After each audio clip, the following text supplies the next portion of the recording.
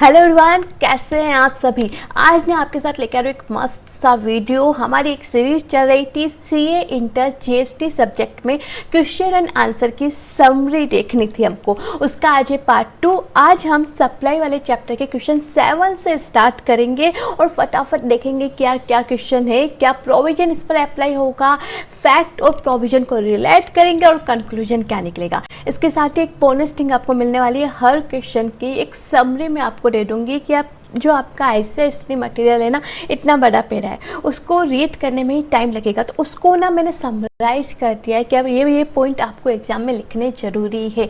जब भी कोई एग्जामिनर कॉपी चेक करता है तो वो वही पॉइंट्स देखता है कि जो आईसीएस स्टडी मटेरियल ने पॉइंट लिखे हैं वो आपके आंसर में है या नहीं। तो बहुत यूजफुल होने वाली है सीरीज, तो एंड तक वीडियो को ज़रूर देखना। और हाँ, वीडियो अच्छे लगे तो प्लीज़ लाइक कर देना, सब्सक्राइब करना चैनल को और शेयर करना अपने फ्रेंड्स के साथ, क्योंकि यार इसमें रियली मेहनत लग रही है और आपको ये रियली यूजफुल रहेगा आपके एग्जाम के लिए। तो विदाउट वेस्टिंग टाइम स्टार्ट करते हैं क्वेश्चन नंबर 7 से। देखो, क्वेश्चन नंबर 7, 8 और 9 तीनों क्वेश्चन ना आपके एक प्रोविजन पर है कि यार सप्लाई ऑफ गुड्स कब होता है और सप्लाई ऑफ सर्विसेज कब होता है। तो उसके पीछे प्रोविजन क्या है। देखो, जब भी आप सप्लाई करते वक्त टाइटल भी ट्रांसफ़र करते हो और पोजीशन भी ट्रांसफ़र कर देते हो। क्या किसी और के नाम पे आपने आपकी एसेट्स कर दी या फिर अपना आर्टिकल कर दिया और उसका पोजीशन भी उसको दे दिया, तो आप कहोगे सप्लाई ऑफ अ गुड्स हुआ है। लेकिन अगर आपने पोजीशन तो ट्रांसफ़र किया है लेकिन टाइटल ट्रांसफ़र नहीं हुआ है,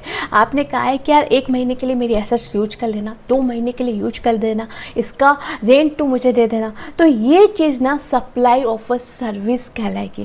थर्ड केस इसका एक्सेप्शन। देखो, फर्स्ट केस में क्या था, टाइटल और पोजीशन दोनों ट्रांसफ़र हुए तो सप्लाई ऑफ अ गुड्स। लेकिन हमने कहा पोजीशन ट्रांसफ़र हो गया लेकिन टाइटल ट्रांसफ़र नहीं हुआ है ना, तो हम क्या कहेंगे कि सप्लाई ऑफ अ सर्विसेज हुआ है। लेकिन इसका भी 2 एक्सेप्शन है कि यार आपका फ्यूचर डेट में टाइटल ट्रांसफ़र होने वाला है। पोजीशन आपने ट्रांसफ़र कर दिया है आज, लेकिन जो टाइटल है वो किसी फ्यूचर डेट में ट्रांसफ़र होगा। कहाँ होता है ये? जब आप हायर परचेज करते हो, जब आप सेल ऑन अप्रूवल बेसिस पे करते हो, तो आपका इंटेंशन यही होता है गुड्स को बेचना, सर्विसेज देना आपका इंटेंशन नहीं होता है। तो यहाँ पे कहा गया कि भले ही आपका टाइटल फ्यूचर डेट पे ट्रांसफ़र हो रहा हो, लेकिन हम क्या मानेंगे, सप्लाई ऑफ गुड्स। तो देखो, 3 पॉइंट पर ये पूरे क्वेश्चन होंगे आपके 7, 8 और 9। नंबर 1, टाइटल और पोजीशन ट्रांसफर हुआ, supply of a goods, position transfer हुआ, टाइटल ट्रांसफर नहीं हुआ, supply of a services. Future date पर आप टाइटल ट्रांसफर करने वाले हो, like sale on approval basis, sale on hire purchase, तो आप इसको क्या कहोगे, सप्लाई ऑफ अ गुड्स कहेंगे। तो ये तो प्रोविजन हो गया। अब हम आते हैं क्वेश्चन के ऊपर। देखो, प्रोविजन समझने बहुत ज़रूरी है। अगर प्रोविजन आपको अच्छे से नहीं आएंगे तो आप उसको क्वेश्चन पर कैसे अप्लाई करोगे। तो देखो, क्वेश्चन नंबर 7, ऐसे स्टडी मटेरियल में डायरेक्ट लिख रखा है बस सप्लाई ऑफ सेज है या सप्लाई ऑफ गुड्स से। इतनी एक्सप्लेनेशन नहीं दी हुई है, मैंने जस्ट आपको समझाने के लिए यहाँ पर लिखा है। तो देखो, क्वेश्चन क्या है कि बताओ नीचे जो सप्लाई दी हुई है वो सप्लाई ऑफ गुड्स है या सप्लाई ऑफ सर्विसेज है। तो देखो, ए पॉइंट में क्या कहा है, renting of a immovable property. तो देखो, यहाँ पे पोजीशन तो ट्रांसफ़र हुआ है लेकिन टाइटल ट्रांसफ़र नहीं हुआ है। हमने कुछ महीने के लिए, कुछ दिन के लिए उसको रेंट पे दी है, तो यहाँ पे क्या मान लोगे, supply of services. Okay, next क्या कह रहा है, goods forming part of a business assets are transferred और डिस्पोज ऑफ बाय और under direction of a person carrying on the business so as no longer to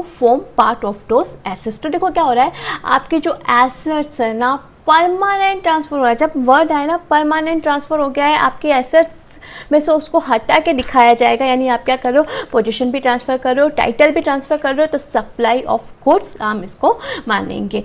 next C point में क्या है, transfer of a right in goods without transfer of a title. Again position transfer हो गया, transfer of right means position transfer हो गया लेकिन title transfer नहीं हुआ है, तो आप इसको क्या मान लोगे, सप्लाई ऑफ सर्विस। अब आपका लास्ट डी पॉइंट क्या है, transfer of a title in goods under an agreement. वो क्या कह रहा है एग्रीमेंट की, property shall pass at future date. आपको याद होगा नेक्स्ट प्रोविजन रीड क्या था कि अगर आपका जो टाइटल है, जो प्रॉपर्टी का मालिकाना हक है, वो आप फ्यूचर डेट पे ट्रांसफ़र करोगे, पोजीशन आपने ट्रांसफ़र कर दिया है, तो भी आप इसको क्या मानोगे, सप्लाई ऑफ गुड्स। तो क्या कह रहा है कि property shall pass at a future date upon payment of a full consideration, जब आपको 100% पेमेंट मिल जाएगा तब आप ना इसका जो टाइटल है वो ट्रांसफ़र कर दोगे, तो आप इसको क्या मानोगे, सप्लाई ऑफ अ गुड्स मानोगे और इसी तरीके से उस पर टैक्स लगेगा। ओके, क्वेश्चन नंबर 8 भी इसी टाइप का है। क्या कह रहा है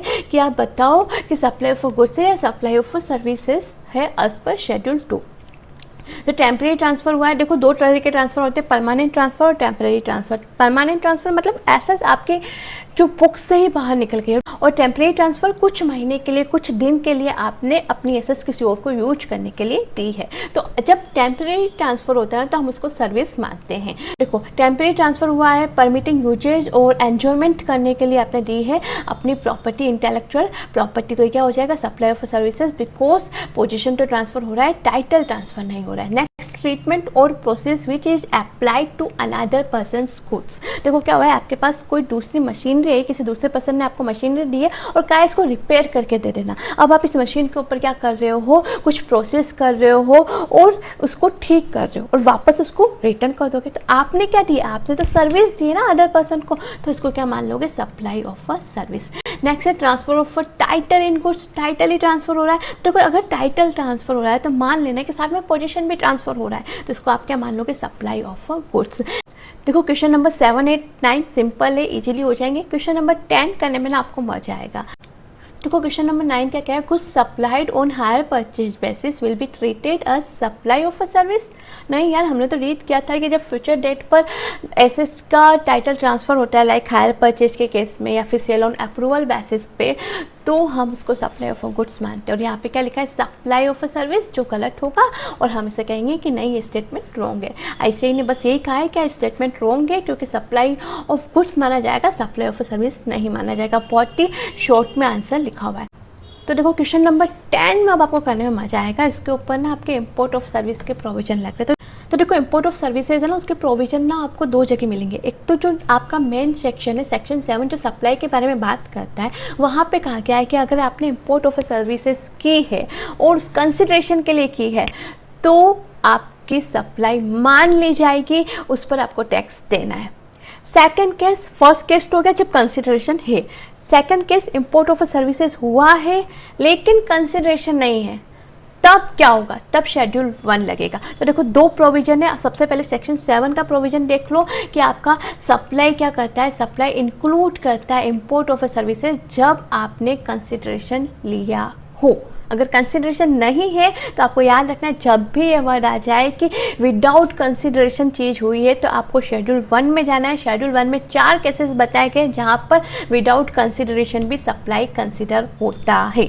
ओके, तो देखो क्वेश्चन नंबर 10 कह रहा है, examine the whether the activity of import of services in the following independent cases would amount to supply under section 7। ये जितने भी केसेस हैं अपने आप में इंडिपेंडेंट है, एक दूसरे से रिलेटेड नहीं है। तो आपका केस 1 क्या कह रहा है कि जो आपके मिस श्रीनीति कौशिक है वो रिसीव कर रही है interior decoration services for her residence, मतलब पर्सनल यूज के लिए हो रही है। Okay, located at Bandra Mumbai from mister R of Sydney, Australia से देखो सर्विसेज ले रही है। The amount paid for said services is 5000 Australian dollar. देखो हमारा सेक्शन 7 क्या कहता है भाई, इंपोर्ट ऑफ सर्विसेज होनी चाहिए। हाँ, मिस्टर आर श्रीनीति को सर्विसेज दे रहे हैं, ये ऑस्ट्रेलिया में बैठा है, तो ये क्या हो जाएगा, इंपोर्ट हो जाएगा। Okay, import of services first condition fulfil, yes. Second condition क्या कहती है, कंसिडरेशन होना चाहिए। ये कितना दे रही है, $5000 दे रही है इस ऑस्ट्रेलियन वाले बंदे को, यानी इंपोर्ट ऑफ सर्विसेज भी हो रहा है, कंसिडरेशन भी है, तो एज पर सेक्शन 7 आपकी ये सप्लाई कंसिडर हो जाएगी। तो आपको आंसर कैसे लिखना है, सबसे पहले प्रोविजन लिखना है, प्रोविजन में सेक्शन 7 का रेफरेंस दोगे, फिर फैक्ट लिखोगे कि यार मिस श्रीनीति ने मिस्टर आर से सर्विसेज ली, $5000 दिए, तो यहाँ पर सेक्शन 7 के अकॉर्डिंग यहाँ पर आप सप्लाई मान लोगे, लास्ट में कंक्लूजन दे दोगे। ओके, कुछ ज़्यादा नहीं था। अब जो ये आपका सेकंड पॉइंट है ना, इसको आपको करने में मजा आएगा। तो देखो सेकंड पॉइंट में क्या कह रहा है, मिस श्रीनीति कौशिक ने रिसीव की है interior decoration services for her residence again personal use. देखो ऊपर जब कंसिडरेशन के साथ होता है तो हमको कोई लेना देना नहीं है कि तुम बिजनेस के लिए जो सर्विसेज ले रहे हो या फिर पर्सनल यूज के लिए ले रहे हो, लेकिन जब तुम विदाउट कंसिडरेशन करते हो ना, तब आ जाता है क्वेश्चन कि भाई बिजनेस के लिए ले रहे हो या आपके पर्सनल यूज के लिए ले रहे हो, क्योंकि शेड्यूल 1 का प्रोविज़न क्या कहता है कि आपने इंपोर्ट ऑफ सर्विसेज की है, रिलेटेड पर्सन से की है, बिजनेस के लिए की है, तो ही हम इसको सर्विसेज मानेंगे। ये तीनों कंडीशन फुलफिल होनी चाहिए। अगेन, रिलेटेड पर्सन का मतलब क्या होता है? रिलेटेड पर्सन का मतलब होता है member of a same family. अब फैमिली में कौन कौन आते हैं? फैमिली में आपके आते हैं स्पाउस और आपके बच्चे, इसके साथ ही आपके पेरेंट्स, ग्रैंड पेरेंट्स, भाई बहन, वो सब आएंगे, लेकिन तभी आएंगे जब वो आपके ऊपर होली या मैनली डिपेंडेंट होंगे। तो ये प्रोविज़न के जितने भी रूल है आपको क्वेश्चन में देखने हैं। तो देखो, मिस्टर श्रीनिधि क्या कर रही है, अब सर्विसेज ले रही है for her residence located at Bandra, यानी इंडिया में उसका घर, और Mumbai from her brother mister Varun residing at Sydney, Australia में रहता है, जो उसके ऊपर पूरी तरह डिपेंडेंट है, wholly dependent on miss Shrinidhi. Further, miss Shrinidhi did not pay any consideration for the said services. क्या हो रहा है, ये जो श्रीनिधि मुंबई की है और आपके मिस्टर जो वरुण है उसका भाई ये सिडनी में रहता है, वो सर्विसेज दे रहा है, तो इंपोर्ट ऑफ सर्विसेज तो हो रही है क्योंकि दोनों अलग कंट्री में। ओके, सेकंड क्या कह रहा है कि यार ये बदले में ना इसको कुछ भी नहीं कह रही। क्या कह रही है, मेरा भाई है, तुम मुझसे पैसा लेगा क्या? तो कोई सर्विसेज के वो पैसे नहीं दे रही है, और ये जो भाई है उसके ऊपर होली डिपेंडेंट है। ये केस में कहा हुआ है। तो आपको सबसे पहले ना शेड्यूल 1 की कंडीशन देखनी है। नंबर 1 कंडीशन क्या है, क्या इम्पोर्ट हो रहा है क्या? हाँ, इम्पोर्ट हो रहा है। सेकंड कंडीशन, रिलेटेड पर्सन है क्या? रिलेटेड पर्सन मतलब आपका member of a same family.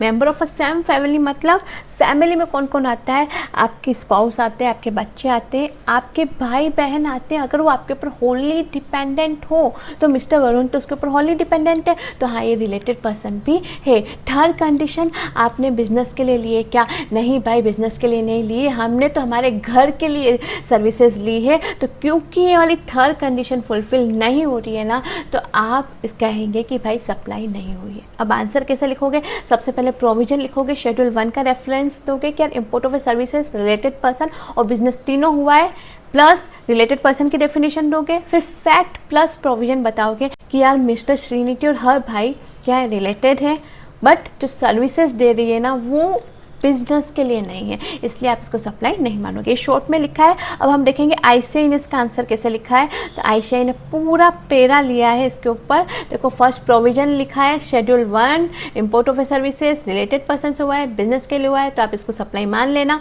फिर रिलेटेड पर्सन की डेफिनेशन दी हुई है, कहाँ?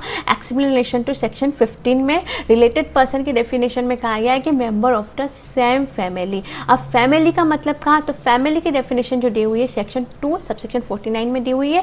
फैमिली का मतलब होता है आपके स्पाउस, आपके चिल्ड्रन, भाई बहन, अगर आपके ऊपर पूरी तरीके से वो डिपेंडेंट है, पेरेंट्स हो गया, ग्रैंड पेरेंट्स हो गया, भाई हो गई, बहन हो गई, वो आपके ऊपर पूरी तरीके से डिपेंडेंट है, तो ही हम इसको रिलेटेड मानेंगे। ये तो प्रोविजन हो गया। अब प्रोविजन प्लस फैक्ट लिखा है, फिर यहाँ पर कंक्लूजन दे दिया है, तो आपको भी आपका आंसर ऐसे ही लिखना है। अब देखो, थर्ड केस में क्या कहा है, will your answer change if the above case if miss Shrinidhi has taken interior decoration services with regard to her business. तो देखो, हमने जब शेड्यूल 1 में कहा था कि यार शेड्यूल 1 में 3 कंडीशन फुलफिल होनी चाहिए। नंबर 1 इम्पोर्ट होना चाहिए, इम्पोर्ट ऑफ सर्विसेज होना चाहिए, नंबर 2 रिलेटेड पर्सन होना चाहिए, और नंबर 3 बिजनेस के लिए होना चाहिए। तो जो ऊपर वाले केस में हमने क्यों कहा था कि सप्लाई नहीं है, क्योंकि वो बिजनेस के लिए नहीं था। इम्पोर्ट ऑफ सर्विसेज भी था, रिलेटेड पर्सन से भी था, लेकिन बिजनेस के लिए नहीं था। अब थर्ड केस में क्या कहा गया है कि अगर मान लो वो बिजनेस के लिए होता तो क्या आप इसे सप्लाई मानते? अगर वो बिजनेस के लिए होता तो फिर हमको प्रॉब्लम ही क्या थी? भाई बिजनेस के लिए है, तीनों कंडीशन फुलफिल हो रही है, तो हाँ, हम इसको सप्लाई कंसीडर कर लेंगे। अब देखो, आपने सेकेंड पॉइंट पे पूरा प्रोविजन दिया है शेड्यूल 1 का, पूरे फैक्ट्स वगैरह दिए हैं। तो अब थर्ड पॉइंट पे सिर्फ इतना ही लिखना है कि यार बिजनेस के लिए वो सर्विसेज लेता है, तो इसको हम सप्लाई मान लेंगे। देखो, in the above case if miss Shrinidhi has taken interior decoration services with regard to her business premises, services provided by miss Shrinidhi's brother to her would be treated as supply। और ये सप्लाई कौन से provision के according हो रहा है? Under section 7 read with schedule 1। तो I hope ये क्वेश्चन आपको बहुत अच्छे से समझ आ गए होंगे। बच्चों, ये क्वेश्चन हम हमारे नेक्स्ट पार्ट में करेंगे। आज के वीडियो में इतना ही, बाय बाय।